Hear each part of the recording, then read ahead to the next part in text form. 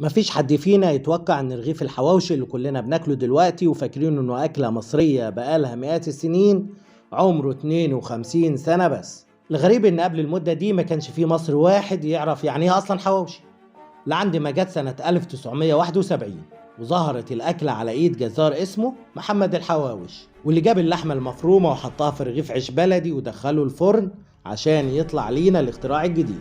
صحيح وقتها ما خدش محمد الحواوش ملكية الاختراع، لكن المصريين سجلوا الأكلة والاختراع الجديد باسمه اللي هو الحواوشي. محمد الحواوش أو اللي بقى اسمه محمد الحواوشي بدأ يبيع الاختراع الجديد بتاعه على عربية صغيرة في منطقة سوق التوفيقية بالقاهرة. بمرور الوقت اشتهرت الأكلة باسم الحواوشي في كل مكان.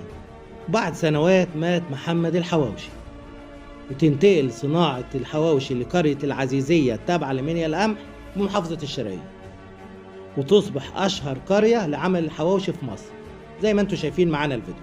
واختلفت أنواع الحواوشي من مكان لآخر، فهتلاقي منه البلدي وهتلاقي منه الاسكندراني، وإن كان الاسكندراني بهاراته عالية شوية. وطبعا الأسعار بتختلف حسب الجودة والخامات المستخدمة في صناعة الرغيف. في الوقت الحالي مفيش حد فينا ما بيحبش الحواوشي، واللي أصبح أكلة مصرية أصيلة 100%.